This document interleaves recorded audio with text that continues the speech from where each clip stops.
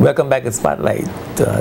I'm Edjuenka, and we're having a really interesting conversation this evening with Miss Lynette Smith of Agape Total Life Center, Mr. Akil Johnson, a young author and poet, and Pastor Simon from the Seventh-day Adventist Church. And we're talking about domestic violence awareness conference that's coming up on the 12th and 13th of October to be held to take place in the Anglican Church, facilitated by the Agape Life Total Center in partnership with the Office of Gender Affairs. Of course, we know that October is the Domestic Violence Awareness Month, so we want to bring awareness to this really important topic. Some of the sessions, Sister Lynette, that's going to be taking place in the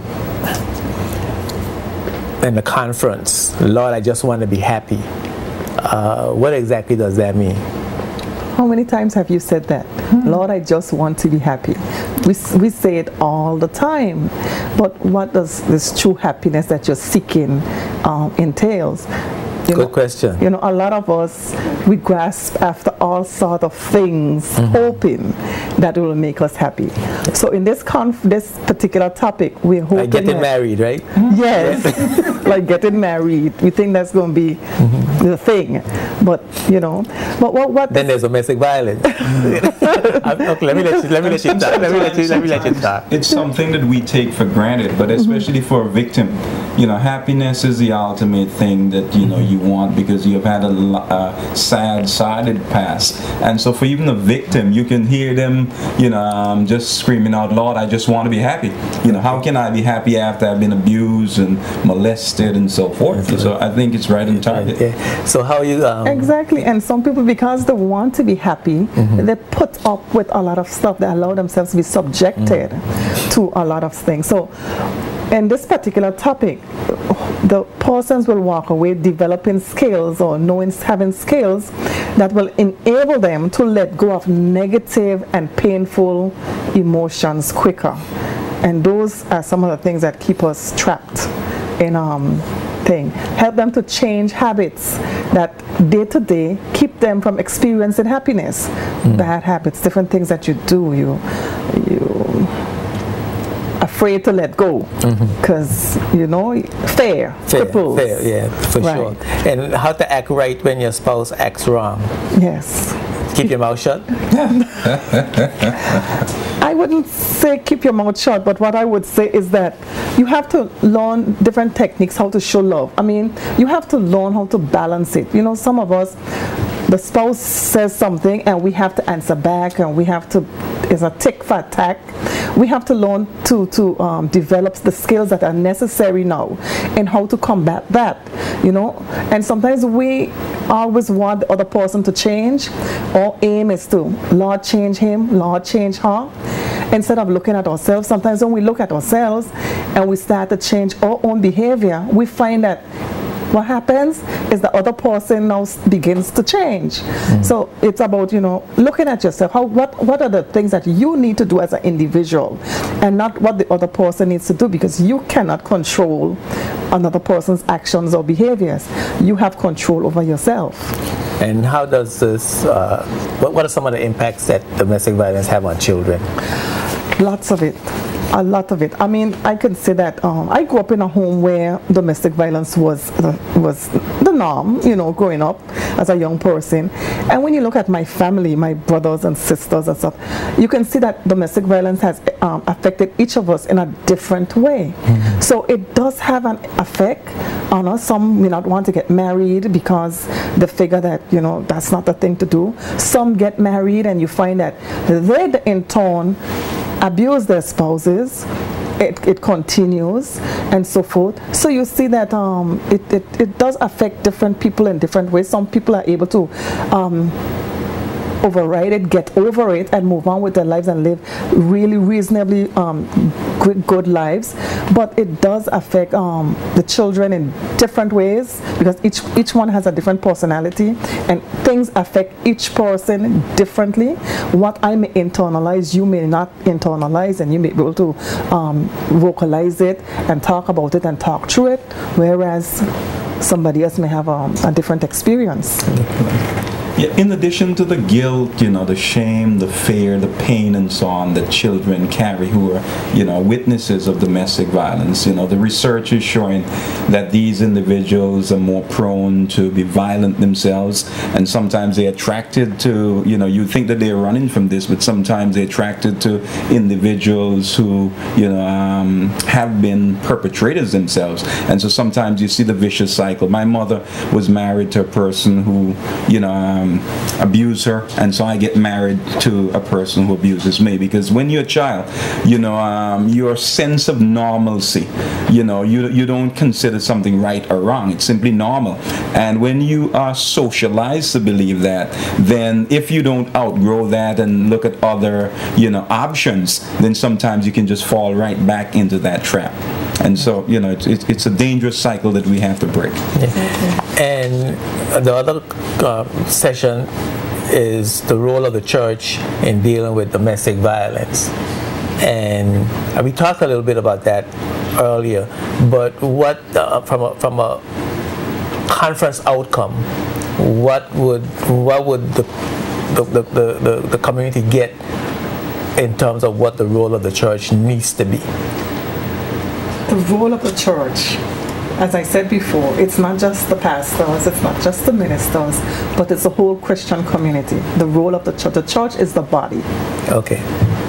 On a whole. And there's a spiritual component to that, there's a physical component to that, so they'll have a better understanding of what it entails, because we have generation after generation after generation where you have abusers and all that sort of stuff. That's a spiritual something that's happening right there.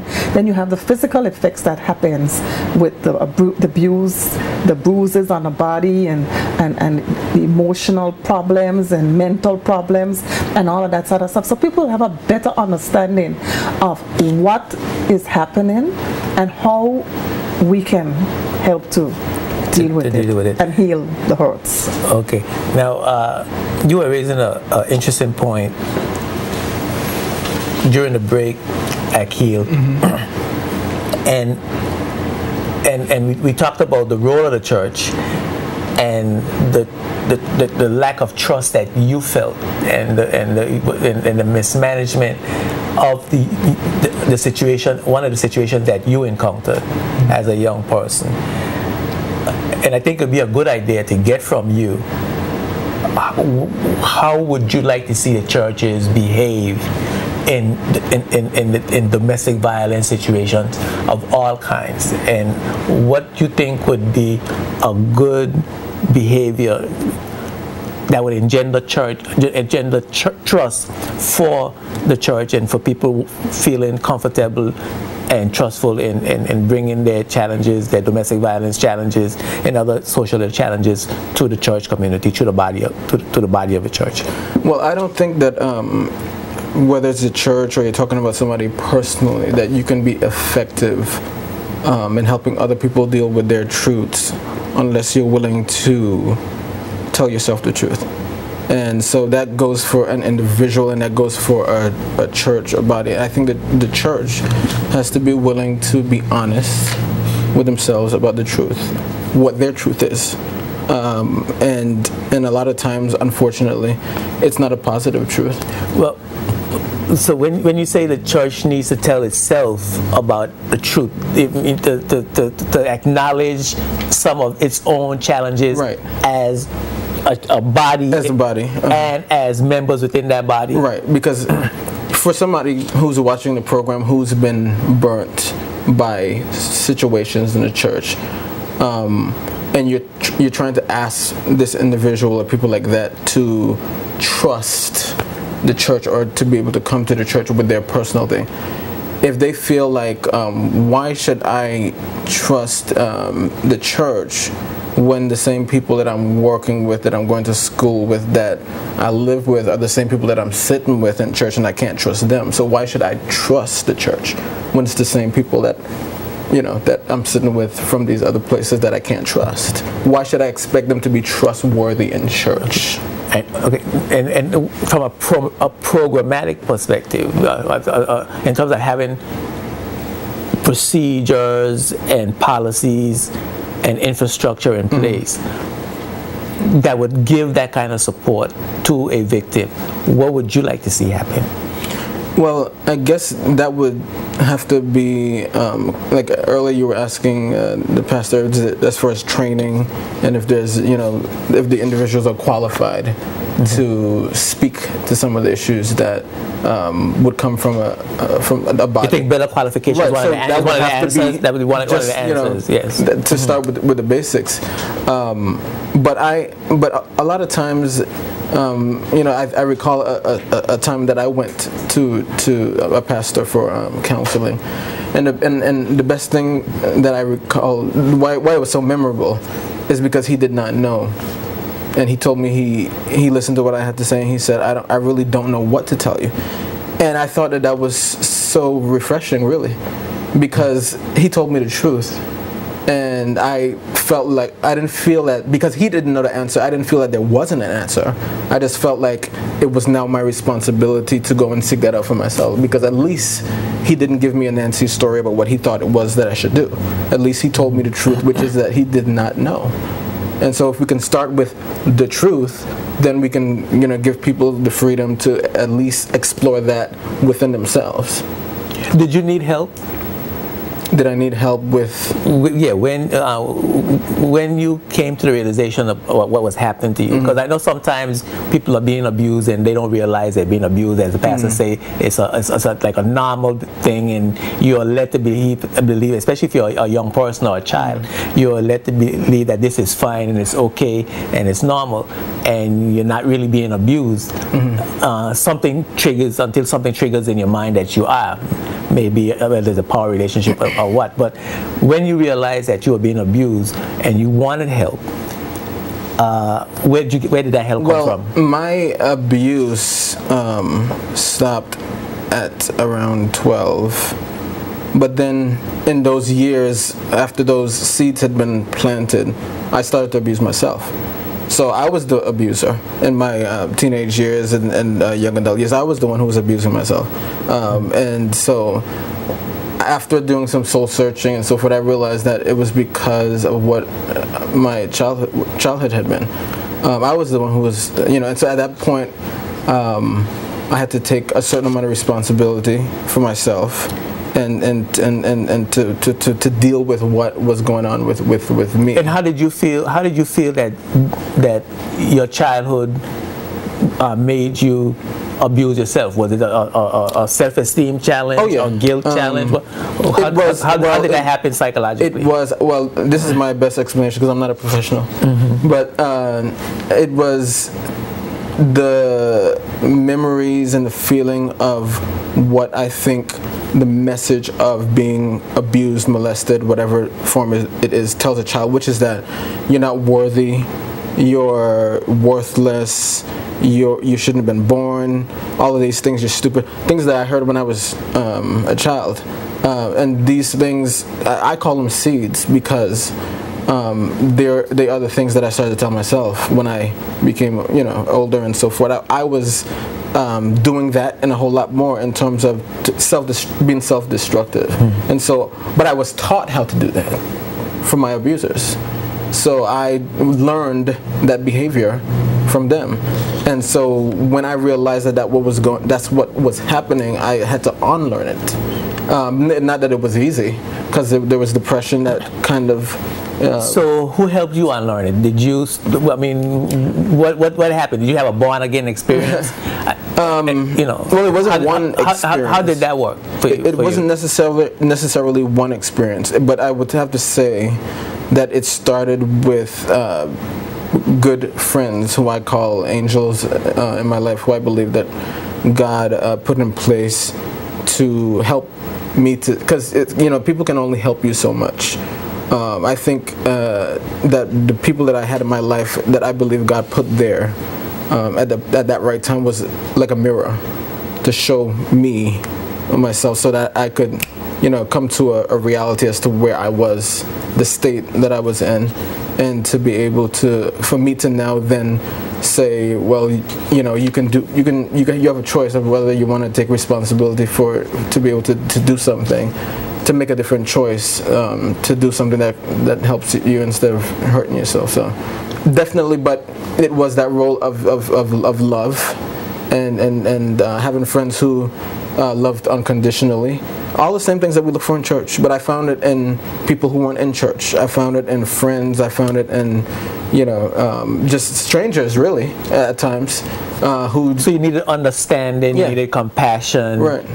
And I got that unconditional love from friends, from friends and strangers, and that turned you around and gave you a different perspective of yourself. Who were able to somehow look on the outside and say, well, I see that you're in pain, and I might not know what it's about, but on some level, all pain is the same, and was willing to reach out and say, well, I'm willing to listen and so forth. Actually, there's one thing that comes to mind where, a friend of mine who I was really in a bad place and I was depressed and contemplating suicide and all that. And he said to me, I don't know anybody who's ever been through anything like what you're going through as far as being that depressed. But he said, I believe, and these were the words.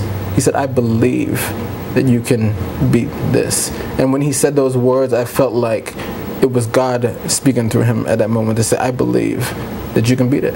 And sometimes all we need is somebody to say that I believe that you can come out of your situation, that you can overcome it, and that you're bigger than the situation.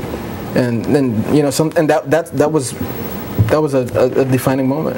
Yeah, we have a clip that I want to show. It's a little long. I think about 6 minutes or so, but it helps us to identify what a destructive relationship is, and many times I think people don't quite understand that a relationship is destructive, and well, I know for a fact that during the period when I was growing up, and not that I'm growing now, but when I was a young boy, I know there was a lot of abuse in our community, but it was sort of, that's my wife, and she need a good beating. And we never thought of it as domestic violence. It was never identified as domestic violence. If I have to yell at her because she's doing something wrong, I just have to yell at her. And I'm the man, and don't ask me no questions. I go in and come as I please. Back then, too, men were stronger. They were providers. They would be the one making all the money, and the power relationship was no power relationship. The man was the power and the woman was the servant. So we didn't identify at that particular time what domestic violence was. So many of us today, I think, still, unless we become aware, and which the conference is intended to do in gender affairs and the social development and all of other support structures and mechanisms, make us aware of how to identify when you are in a domestic violence situation. You won't know, you will not know what it is. So I think it's good for us to have this clip. So I'm going to roll that clip right now, then so we can be able to identify what the domestic violence relationship might look like. Right off the bat, I think we need to identify what is an emotionally destructive relationship. Well, that's a really important question, because it's usually not determined by one single incident of bad behavior, but rather repetitive actions or attitudes that result in either tearing someone down or inhibiting their growth. So it's tearing someone down or inhibiting their growth, and it can be done in a number of different ways. Does it have to be outright abuse, like physical abuse, or? Absolutely not. In fact, when I was studying for writing this book, as well as just observing my counseling practice, I saw that there were 5 different kinds of emotionally destructive relationships. One is obviously abuse. Whenever there's any kind of physical abuse, sexual abuse, emotional, verbal abuse, that's a destructive relationship for sure. But there's other kinds of relationships that are also destructive, and I think people don't always recognize them. For example, example. There's relationships where somebody's controlling and they're using their authority, whether it's a husband or a pastor or a boss, in manipulative and ungodly ways, and they're using it to control another person and inhibiting their growth, not allowing them to make their own decisions, not allowing them to think for themselves. Another kind of relationship is one where someone is overly dependent on another person. Oftentimes the controlling person and the dependent person get together in a marriage, but someone's very dependent on another person to make all of their decisions, to fill their entire emotional tank or their social calendar, and they don't grow. They are not allowing themselves to become an adult in the relationship, a full partner. Another kind of relationship is one in which there's deceit. We don't often think of that as a destructive relationship, but trust is the foundation of any relationship. And so when someone is not only intentionally deceitful, but manipulative, pretends, twists something to make it look one way when it's really another, or withholds information to make something look one way or another, that relationship is destructive. And then the final kind of relationship is one in which there's indifference. There just is an attitude of uncaring when they're supposed to be caring, like a parent-child or like a marriage. And recently I've even had clients who have been very hurt by their pastor and their pastoral staff who's just indifferent. They'll call them, they'll say, I need to talk to you, can I set up an appointment? And there just hasn't been a return call, or there's just an indifference to the needs and the feelings and the concerns of the other person, and that becomes a destructive relationship if it continues. I think the great thing, and I really love this about your book, is that this whole idea of this kind of abuse that you're identifying is so hard to put your finger on, because sometimes you're in a destructive relationship that you describe, and you know something's wrong, and you try to describe it to other people, but you can't really give concrete examples, you know what I mean? It's because it's so manipulative, or it's so subtle, or the put-downs are, do they really have a reason to be upset with you because you did mess up, or do you know what I mean? So it's just like trying to put your finger on it, so people end up blaming themselves, don't they? They do, and oftentimes a single question I ask someone to determine whether they're in an emotionally destructive relationship is, how do you feel inside? You know, how do you feel inside when you're with this person? Because when you're with a difficult person, sometimes you feel challenged, like, okay, I got to think about that, or what's that all about? But when you're with a destructive person, over time, you start to feel scared inside. You start to feel dead inside. You start to feel dread when you get together with them. You feel like you're walking on eggshells. And so sometimes your emotions are the clearest indicator that you might not be able to define with words what's wrong. I've tried to do that in the book, but your emotions are telling you something's wrong, something's wrong, something's wrong. I do not feel, even if there's good times, most of the time I'm feeling anxious when I'm with this person. I think this book is amazing. I think that every person should have this book as a resource, because I read through this and I have like these pages all written. I want to read this one part that actually was like, I think everybody should hear in this. You say, when you give another person the power to define you, then you also give them the power to control you. You tell yourself that when someone you value loves you, that love proves you must be worth something. On the other hand, if they don't love you, then you're garbage. And I thought throughout the book what was really amazing is that you talk a lot about if you give somebody power to define you, and this is how you are, then they have the power to control you. That's pretty a powerful statement. And I learned that first in my own life with my mom. You know, I talk a lot about in the book the emotionally destructive relationship I had with my mom, where she was very verbally abusive and demeaning to me, and we never did have a good relationship until the final year of her life, where she was able to apologize and reconcile, and you know, I had forgiven her and was willing to minister to her, but you couldn't have a relationship with someone who's that way to you. But you know, when God finally said, you know, just because your mother thinks you're worthless, and just because your mother says you're no good, and just because your mother, you know, says you're worth nothing, doesn't make it true. In fact, if your husband gave you a diamond bracelet and you threw it in the trash, it doesn't make that diamond bracelet worthless. It makes you foolish. Right.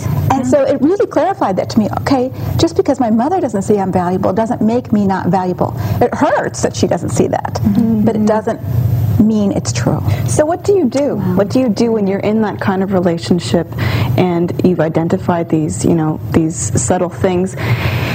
How do you change it? Because I think a lot of people are in these relationships and, you know, they feel stuck. Well, let me just back the wheel up a bit, because I think it's really important before you can change anything, you need to understand what you're changing it to.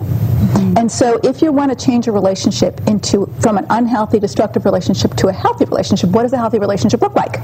And so I don't think we even teach people in the church what a healthy relationship looks like. We just assume because someone's a Christian, okay, they're going to be a good match for me, good friend, good husband. Not. Just because they're a Christian doesn't necessarily make them healthy. So what I say is there are 3 core ingredients in any relationship if you want it to be a healthy relationship, whether it's casual, whether it's professional, whether it's intimate, and that is mutual caring, mutual respect, and mutual honesty.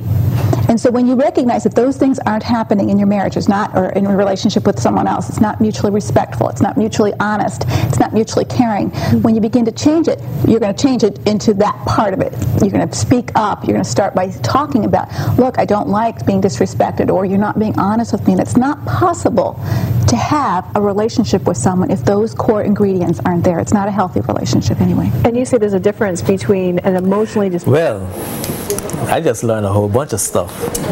Yeah, and some serious stuff too, because now I've learned that I'm an abuser and I've been abused. No, seriously, it took domestic violence to a whole new level. I mean, you didn't hear about beating, you didn't hear about verbal abuse. Necessarily, you know, like shouting at the person and calling them. Well, you heard a little bit about calling them names from the mother to the daughter, and like I have to say right here that the lady in the pink was Leslie Vernick, who's going to be the facilitator for the conference coming up on the 12th of October, 12th and 13th. Leslie Vernick, and she seems to be quite good. She's got a handle on things, but. I mean, the domestic violence can be so subtle.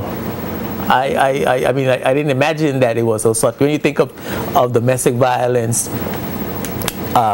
here, the first thing that comes to your mind is striking, or cursing at a person. But I mean, so this is certainly a new dimension for me. In the knowledge of domestic violence. Yeah. And it's a very widespread situation. Now, as you rightfully said, not just the verbal and the physical, but sometimes the emotional is the one that is under the table, and we are not really realizing that can be much more subtle, and that is just as destructive because it renders a person powerless, and sometimes you don't even realize it. You can get this dependent syndrome in the person where you feel, well, you can't do anything, you can't say anything, you can't be anything, and that level of control, it can become very, very destructive. And so sometimes the subtler forms are just as destructive, and it's good that those are brought out, because and the conference will bring those out, so that folks can be aware. Not only it doesn't have to be physical or verbal, but it can also be emotional, even financial, and all the different areas of abuse. Yeah. Anybody else want to add anything? Exactly. Well, I agree with that, because when you talk about when you spoke earlier about the abusive relationships when we were growing up, that was common, as you said. It was very common in the BVI that I hate my wife, she's my property, and I could do whatever I want to her, and so forth. But recently I went to a certain place, and I met this young lady, and she was sitting there, and she said she was waiting on her husband. She finished work, and she was sitting there waiting on her husband, and she sat there for she was there for about 3 hours waiting for him. She could not move. She could not go anywhere. She had to sit there right here in the BVI, right here in 2012, and she couldn't go. She just had to sit there whatever time he got there to pick her up. She must have been right there in that spot waiting for him. And we see these things, we hear these things, we hear women and men and children talking all the time about things that people say to them, how people treat them, people demean them, and stuff like that. And we just look the other way or say, okay, you'll get over that. That's the norm, because we accept it as the norm.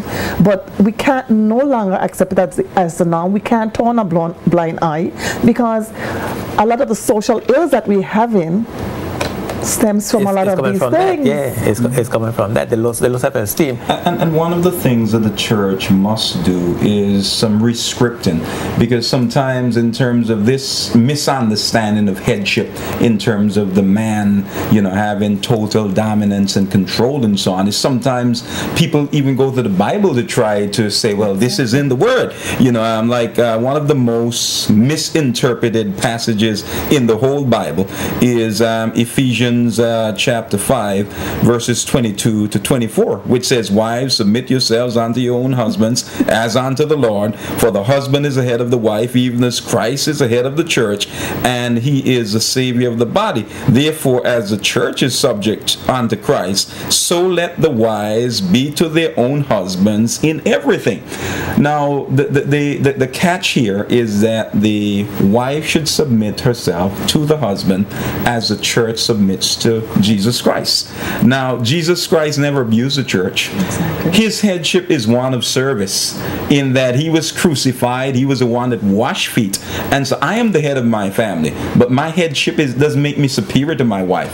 In fact, from the very creation of Adam and Eve, God took a rib from a rib which is at the side, showing equality, not the foot to show inferiority, or the head to show superiority. And so this process of rescripting is something that is the agenda of the church and must become more focal, because people must never think that they can go to the Bible, to perpetuate violence against children, violence against their wives. And just to hear that situation in terms of that, wife was there, powerless to move, for hours, that's almost criminal. And we must speak out about that, because that's abuse. Exactly. She might have gone home with swollen legs. She must have been hungry. And if you passed to give her a ride, you could not. To me, she was in prison. To me, better she had went home with swollen legs. Should I get better from the swollen legs? But the whole anxiety of having to wait there and can't move, that would just drive me literally insane.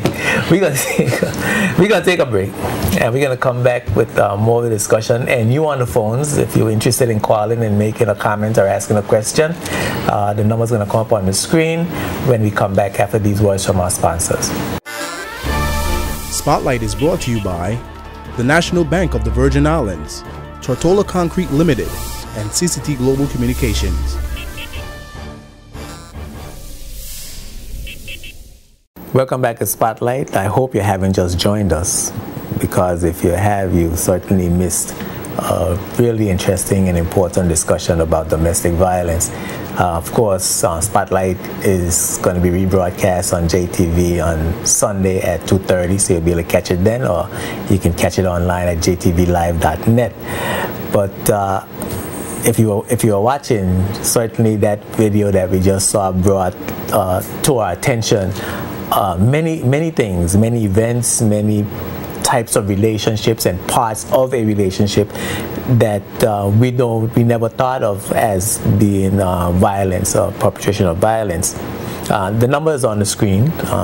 Yes, it's there. You can give us a call, or you can text and let us know, your experience, your feelings. Because as somebody that texts, the name is not going to be called. So we would like to have some experiences shared with us, if possible, if you will, and let us know some of the experiences that you're having, maybe some of the ways that you've overcome your challenges, to offer some support. You can ask some questions of the panelists, so that you might be able to get some help. And certainly, you definitely need to come to the conference, Sister Lynette, and that's going to be on Friday and Saturday. Friday, October 12th. It's going to be at the Anglican Church, 3:30 in the afternoon, for pastors and ministers, and anybody in the church, lay pastors, anyone who minister to people, youth group leaders, that sort of person that that you have an impact on other persons in the church. You're invited to come to that session on Friday afternoon at 3:30. That session is a free session. We're not charging for that session for the pastors and ministers. And then the conference opens on Friday evening at 7:30 at the Anglican Church. And the topic for that that night will be Lord, I Just Want to Be Happy, Building Happy Relationships. The Saturday session starts at 9 and it goes until 5. Leslie Vernick will be speaking 3 times on the Saturday, and the Saturday session will be at the Government Training Division, not at the Anglican Church, because it's a bigger place, and we just want to open it to the public, to anybody who wants to just come and listen and really get the information and the skills that they need to turn their lives around, to help somebody else turn their life around. You know, it's very important. The cost of the conference, if you register before September 30th, it's $50, and that includes lunch on the Saturday. And if you register after September 30th, the cost of the conference is $60. And how can someone get in touch with you for further information and for registration? Okay, we have a registration form. You can call Agape Total Life Center at 494-5340, or you can call any of the persons that I'm going to list here. You can call Josephine Maduro. Her number is 441-4997. Vincent Mills, it's 496-8343, or myself, Lynette Smith, at 541-0143. We're also going to have registration forms at the Office of Gender Affairs and different places in Rotown. We're going to have some at the bank that I work at, and we're going to see if we can have some at Scotia Bank, and we're going to see if we can get some at some other key locations at the Anglican Church office. We'll have some there also. Okay, great. I want to turn to you, Akil, and part of what we saw in the video was the types of relationships and the types of persons who find themselves in those types of relationships. In your view, what kind of person? How does a person become accepting to abuse? I think the seeds for that are planted, and when they've been abused by somebody they feel they should have been loved by, whether it's the parents, like the lady spoke to, her relationship with her mother. That's the perfect foundation for somebody to end up in a relationship where they're being abused by a loved one. And from my own personal experience, I definitely allow people to abuse me because I felt like I deserved it. And when you feel like, when you've got that message on a certain level that because this happened to you, there must be something that I've done to deserve this, or else why would it be happening? That was one of those lies that I didn't quite believe, but that's how it is. So you live that is your life, and so you attract these people to participate in that abuse with you against yourself. Now it sounds to me like parents play a definite role in making their children be accepting of abuse, giving their children the mindset that being abused is normal for them. Is that an accurate conclusion or deduction? I would say that and this speaks a little bit towards forgiveness, but I would say that because I remember having conversations with both of my parents, and part of my ability to be able to forgive them is to realize that they were also they didn't have the best. They gave me what they could, but they had to give.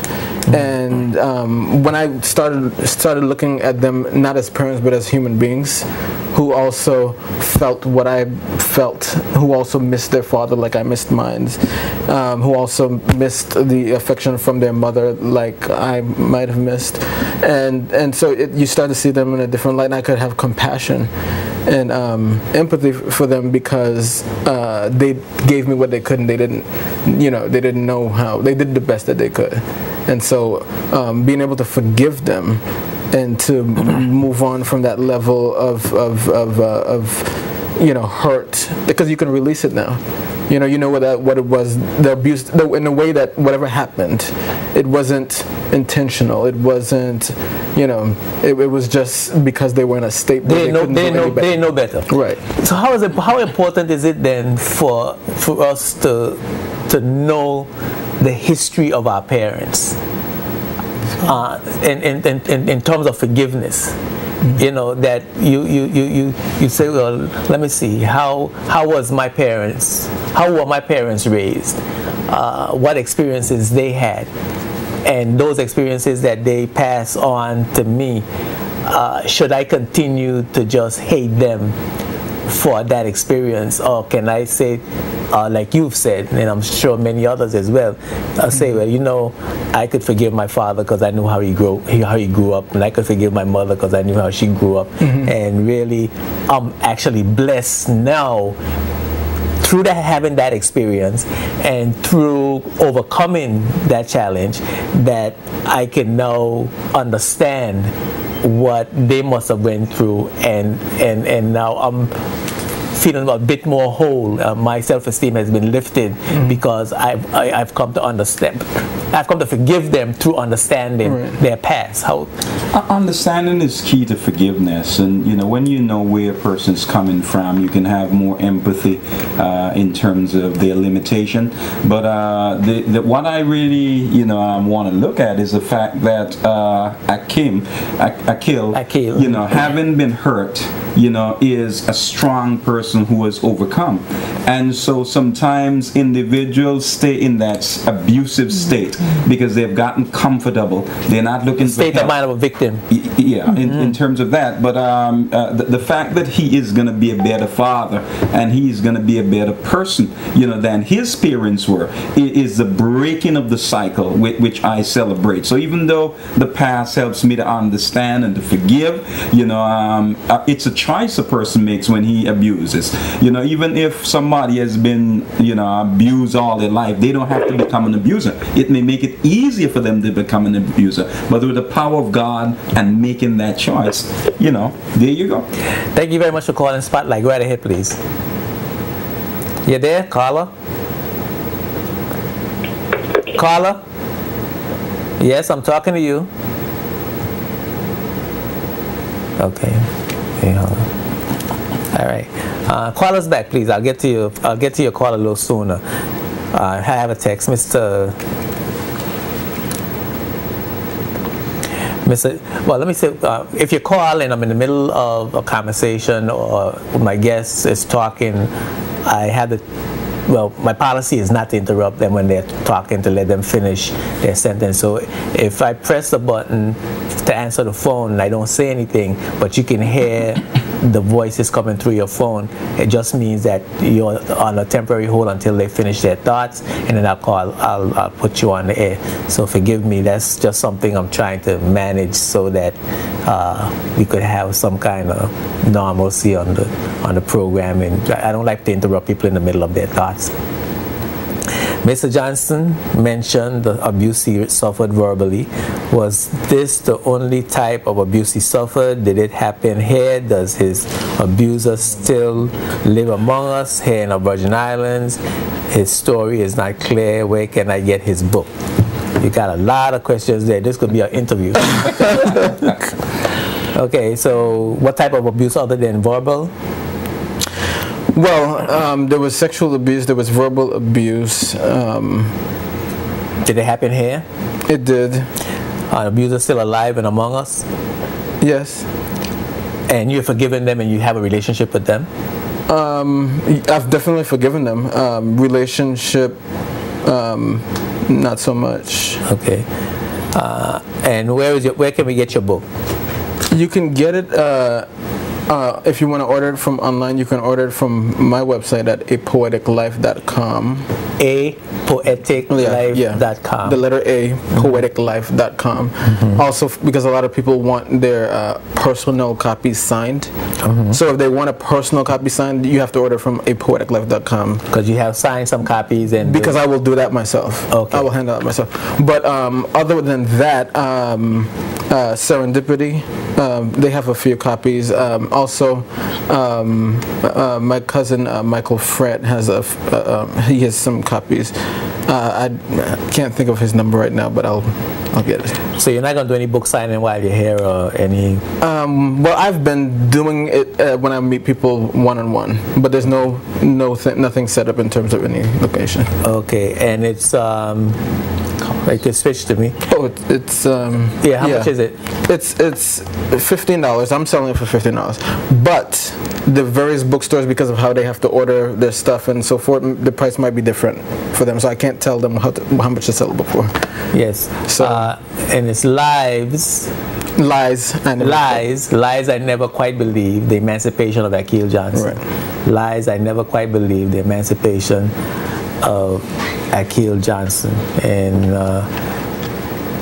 you could get it you can order it from his website. Serendipity. You could get it from Serendipity. Also, and you can order it from your website, apoeticlife.com. Also, for people who have iPads, Kindles, because everybody has a computer. Can you get it down? It's also on those. On your iPhone? Yeah. On your iBooks? Okay. And people who also love Amazon. Although I prefer you to buy from apoeticlife.com.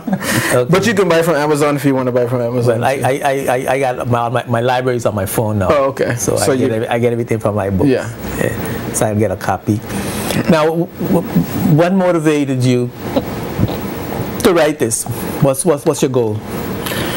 Well, the people of the Virgin Islands were the first to tell me that what I had to say mattered, and that the message that I was writing in the paper every week was a message that was worthy of being heard. Because I didn't believe in myself when I started writing in that paper years ago that was the penny saver. I have to thank Mr.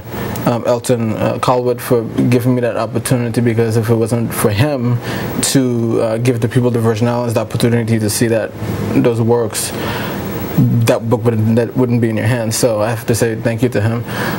But I would have to say it's definitely the people of the islands who, every week that article came out and they saw me in the street, they would come and say something that you said made a difference. And so, over the years, keep hearing that all the time. I started to believe in myself, and that it was something that was worth doing, because if it was making a difference in people's lives, then it had.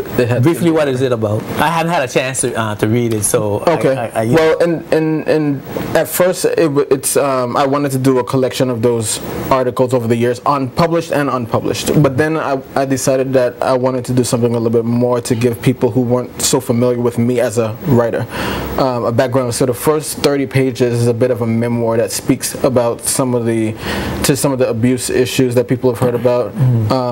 But it doesn't only speak to that. It speaks to my formative years growing up in school and so forth, and various experiences that I've had that shaped me as a person, and then as a writer, and then so forth, so that it puts the body of work in context by the time the reader gets to that part of the book. Okay. Apoeticlife.com. Yeah. You can get it from there. You can get it from Amazon, Kindle, iBooks. Right. Lies I Never Quite Believed, The Emancipation of Akil Johnson. Make sure you pick up a copy. Motivational, inspirational, and it'll help you perhaps to get through some of your challenges. Right. Yes?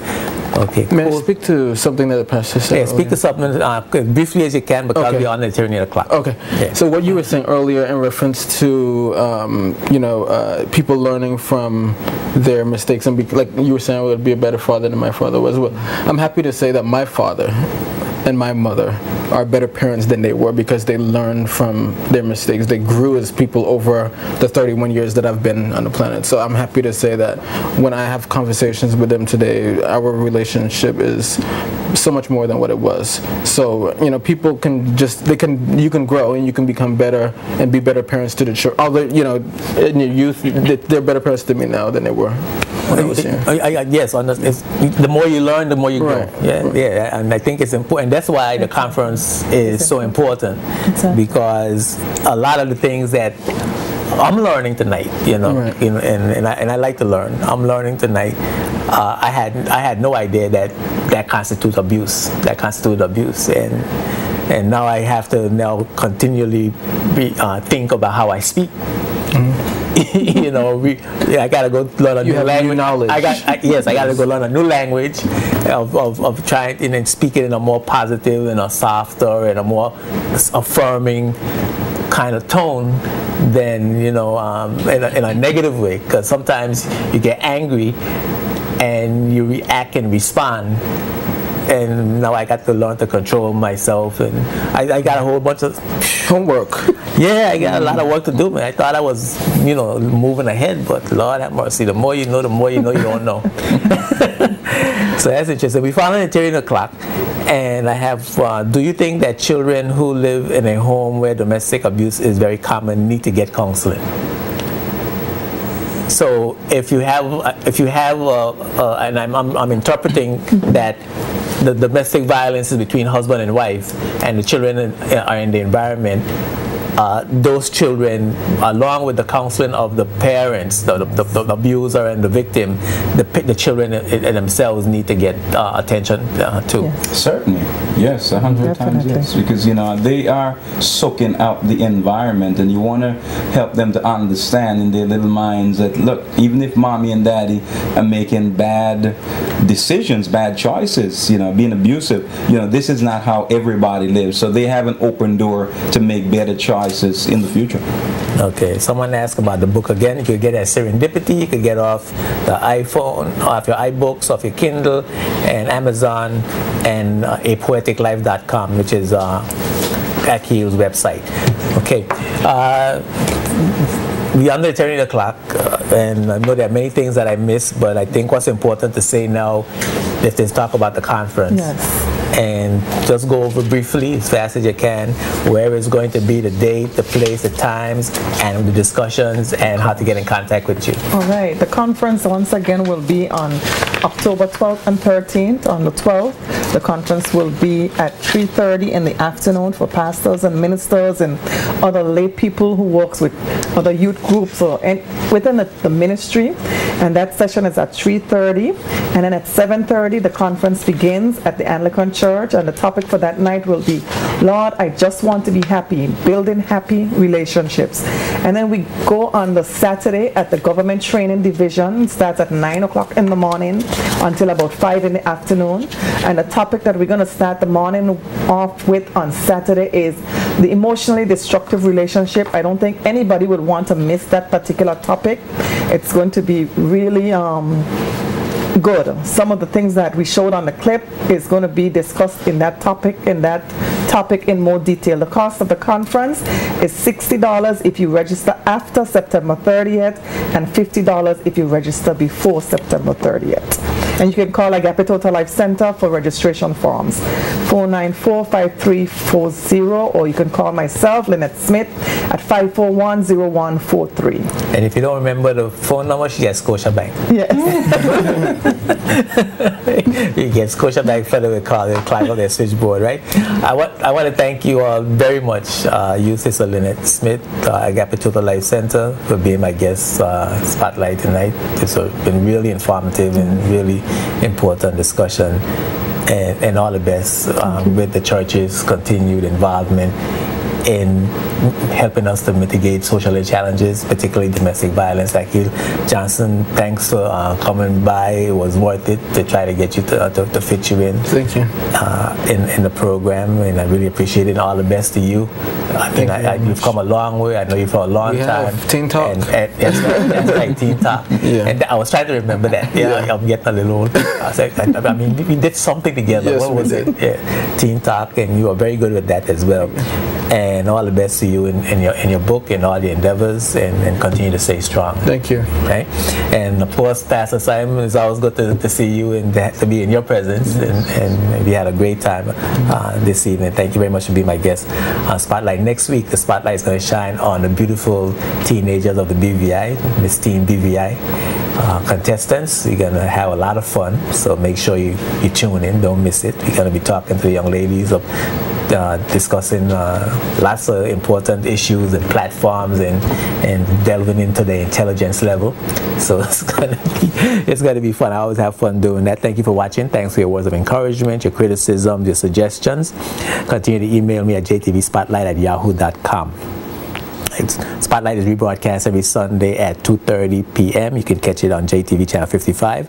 And if you don't miss it, you can get a handle on all the spotlights you miss on jtvlive.net. I'm Ed Jurenka reminding you that when the spotlight is on, you see the facts. Peace and blessings.